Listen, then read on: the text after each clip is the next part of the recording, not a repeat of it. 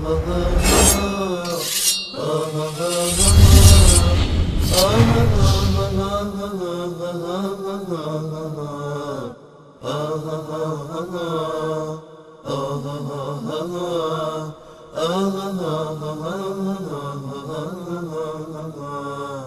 علیکم.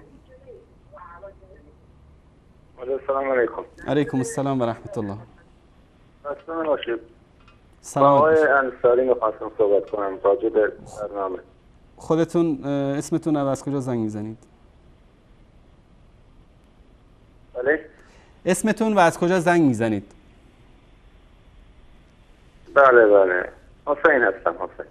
حسین. آقا حسین بفرمایید. در مورد فضیلت حضرت امام علی در کتاب‌های شما آیا کسی دیگه از صحابه به اندازه حضرت علی فضیلت داره؟ یعنی پیامبر در مورد اون فضیلت‌هایی که به حضرت علی گفته به صحابه دیگه هم گفته؟ یعنی کل صحابه را بذاره روی هم فکر نکنم یک فضیلت از حضرت علی داشته باشد. والا در کتاب‌های ما ببین برادر عزیز، رسول الله صلی الله علیه و سلم یک از صفاتشون که واقعا به عنوان یک رهبر، به عنوان یک رهبر یک جامعه که یک امتی رو رهبری کردن و تا روز قیامت هم سنت ایشون به عنوان چراغی بر سر راه رهبران و سیاستمداران، حتی نظامیون و اقتصاددانها و همه، یعنی از همه جوانب اگر بخوایم سیرت رسول الله صلی الله علیه و آله و سلم رو بررسی بکنیم، ایشون یعنی یکتا هستن داریم. در مورد شخصیت سازی رسول الله صلی الله علیه و سلم یکی از صفاتشون شخصیت سازی بود. یعنی علی رو ساختن، گفتن انت منی به منزلت هارون من موسی. ابوبکر رو ساختن، کسی که لقب صدیق رو بهش دادن، یار غار و سفر هجرت رسول الله صلی الله علیه و آله و سلم بود. عمر رو ساختن، گفتن که اللهم انصر الاسلام به احد العمرین، خدایا اسلام و نصرت بده به اسلام یکی از این دو عمر، که یکی عمر ابن خطاب بود، یکی عمر ابن حشام بود. خالد ابن ولید رو سیف من سیوف الله. یعنی رسول الله صلی الله علیه و آله و سلم به هر کدوم از صحابه یک مدال خاصی رو دادن. مثلا به سعد بن ابی وقاص در جنگ احد گفتن ارمی فداک به ابی و امی، شلیک بکن یعنی تیراندازی بکن با پدر و مادرم به فدایت. این حرفو به هیچ کس غیر از سعد بن ابی وقاص نفرمودن رسول الله صلی الله علیه و سلم. سیف الله غیر از به خالد بن ولید سیف من سیوف الله یا سیف الله المسلول، غیر از به خالد بن ولید به کسی دیگر اینو نگفتن. این مدال بود که به هر یک از صحابه رسول الله صلی الله علیه و سلم مدال هایی رو دادن. اما اینکه فضیلت، ببینید سیدنا علی رضی الله تعالی عنه اینکه سید و سردار اهل بیت هستن بعد از رسول الله صلی الله علیه و سلم کسی شکی نداره. در خانه پیامبر صلی الله علیه و سلم بزرگ شدن، این فضیلت رو هیچ یک از صحابه ندارن و فضایل زیادی من احادیث بارها در این مورد ذکر کردم و کتب ما مملو هست از احادیث در مورد سیرت رسول الله صلی الله علیه و سلم و فضیلت و سیرت سیدنا علی رضی الله تعالی عنه. اما همه اینها به جای خود، هیچ کدوم از اینها دلیل بر این نمیشه که ما از پیش خودمون بیایم امامت و خلافتی از طرف الله بتراشیم برای سیدنا علی رضی الله تعالی عنه و کسان دیگر رو بگیم که اینا همه کافر و زندیق و مرتد بودن. درسته، من اینو قبول دارم. البته خلافت هم بر اساس شیخوخیتی بود که در بین عربا بود دیگه. عربا میگفتن حتما باید بزرگ طایفه بشه خلیفه. نه این مسائل گوش کن، این مسائل مثلا از ابوبکر پیرتر هم بود در اون وقت در بین صحابه. این درسته که بعضی از عرفهای عربی یا قبیلوی نقش داشتن در انتخاب خلیفه، چون که در این مورد هیچ نص صریحی در قرآن و سنت وجود نداشت و قرآن و سنت هم هیچ وقت مخالف عرف و عادات یک جامعه نیستن تا جایی که به اصطلاح تعارض نداشته باشه با نصوص قرآن و سنت رسول الله صلی الله علیه و سلم. اما اینکه بگیم تنها قضیه شیخوخیت بوده، نه اینم نیست.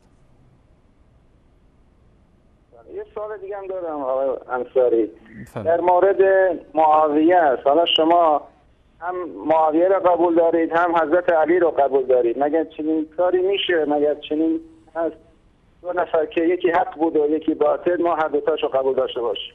در کجا گفته که یکیش حق بوده یکیش باطل؟ دیگه جنگ ها مشخصش کرده. جنگ صفین که مشهورترین جنگ مشخص شد دیگه بین حضرت آیا علی و معاویه. وقتی مسلمان ها با هم دیگه بجنگن یکیشون حتما کافر میشه؟ نه دیگه همیشه اینجوری بوده. اینجوری اصلا نبوده. اینجوری اصلا نبوده. در سوره حجرات در آیه 9 الله سبحانه و تعالی میفرماید و این طائفتان من المؤمنین اقتتلوا فاصلحوا بینهما. اگر دو گروه مؤمن با هم دیگه جنگیدن در بین اونها صلح بیارید. فان بغت احداهما علی الاخرى فقاتلوا التي تبغي حتى تفیء الى امر الله. اگر که یک گروه بر گروه دیگر بغاوت کرد بکشید، یعنی بجنگید با گروهی که باغی است تا وقتی که تسلیم بشه در مقابل امر خدا. در اینجا الله سبحانه و تعالی میگه و این طائفتان من المؤمنین، اگر دو گروه از مؤمنان با هم دیگه بجنگن.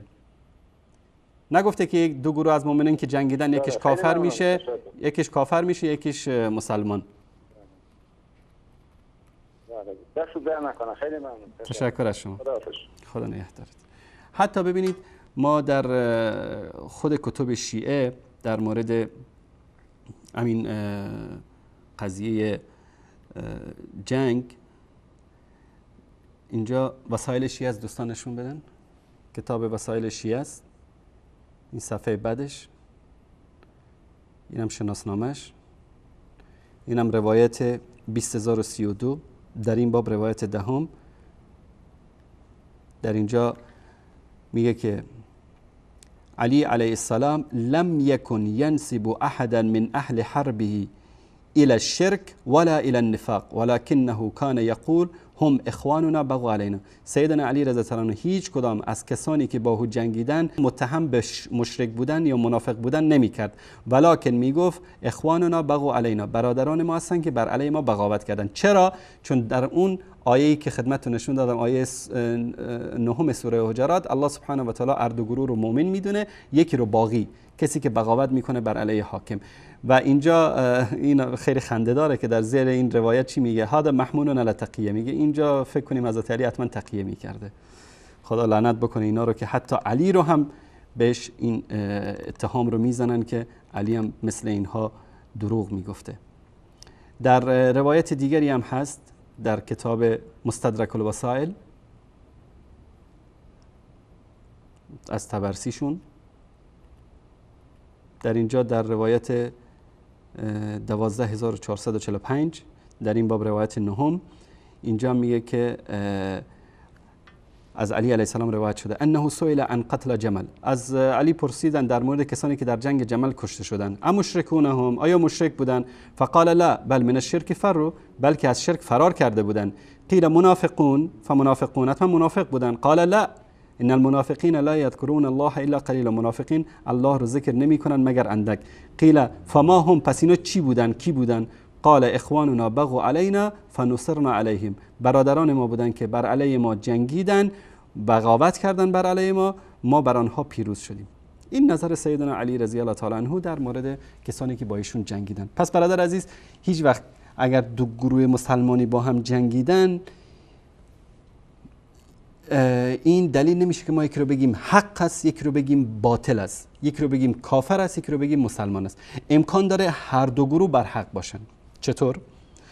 یک گروه اجتهاد کرده که والا این کاری که میکنه درسته، گروه دیگری اجتهاد کرده گفته این کاری که من میکنم درسته. دشمنان در بینشون توطئه کردن، به جان هم دیگه افتادن، جنگیدن با هم دیگه. حالا میخواید چیکار بکنید؟ یک گروه رو بفرستید به دوزخ، یک گروه رو بفرستید به جهنم؟ این دست ما نیست، این دست الله سبحانه و تعالی است. چرا؟ چون این گروه فکر میکنه که بر حق است و اون گروه هم فکر میکنه بر حق است. دقیقاً در قضیه جنگ صفین، در قضیه جنگ جمل که توطئه منافقین و یاران عبدالله ابن سبع بود که هیچ نیت جنگ نداشتن، نه سیدنا علی و نه ام المؤمنین عایشه صدیقه رضی الله تعالی عنهم اجمعین، بلکه حتی مذاکراتی صورت گرفته بود، میخواستن صلح بکنن که اون واقع رخ داد و چیزی که باید نمیشد شد.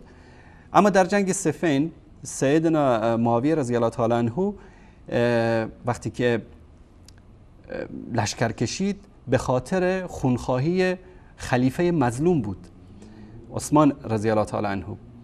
ما به وقایعی که رخ داده و چرا لشکر کشیم به همه اینها کاری نداریم. ما فقط یک نکته رو میخوام اینجا خدمتتون مطرح بکنم که سیدنا معاویه میگفت ای علی، تو اول بیا قاتلین خلیفه رو محاکمه بکن، تصفیه بکن صفوف رو، بعد از اون من با تو بیعت میکنم. علی میگفت نه، تو اول با من بیعت بکن، بعد از اون ما اونا رو محاکمه میکنیم. اینجا معاویه فکر میکرد که بر حق است، علی فکر میکرد که بر حق است. نظر ما اهل سنت چیه؟ ما میگیم که علی بر حق بود. چرا؟ چون خلیفه بود و باید سیدنا معاویه از او اطاعت میکرد و بیعت میکرد. اینو ما میگیم، این عقیده ماست، ما که پنهان هم نمیکنیم این چیزو. اما بگیم که معاویه کلا بر باطل بود، نه، اجتهاد کرده بود. این اولا. ثانیاً اگر شما بیاد بگید که نه، اینجا معاویه بر باطل بود و علی بر حق بود، علی مسلمان است، معاویه کافر شد با این کاری که کرد، میگیم خب معاویه به فرض محال والعیاذ بالله کافر و علی مسلمان. همین معاویه کافری که شما بهش میگید کافر، بعد از سیدنا علی حسن ابن علی اومد خلافت رو به همین معاویه واگذار کرد. پس اینجا یا علی اشتباه کرد که با معاویه جنگید، یا حسن اشتباه کرد که با معاویه صلح کرد. اگر که حسن صلح کرد با معاویه‌ای که کافر بود، پس چطور امکان داره که امامت و زعامت مسلمان ها و خلافت اسلامی رو به یک کافر سپرد؟ دینتون سراسر تناقض است، چون که هیچ کدومش با هیچ چیز جور در نمیاد. یعنی اگر بگید که علی اشتباه کرد، خب این هم امام معصومه. اگر بگید حسن اشتباه کرد، اونم امام معصومه. در حقیقت هیچ کدومشون اشتباه نکردن. علی اگر جنگید به خاطر حکومتش، به خاطر مشروعیت خلافتش جنگید، و حسن اگر صلح کرد به خاطر مصلحت اسلام و مسلمین و این که معاویه سیاستمداری بود که میتونست در اون وضعیت خطرناک امت اسلامی رو نجات بده از اون فتنه‌ای که بود و واقعا هم اینطور شد. به خاطر همین حسن ابن علی رضی الله تعالی عنهم اجمعین صلح کرد با معاویه. این خلاصه جریان جمل الصفین.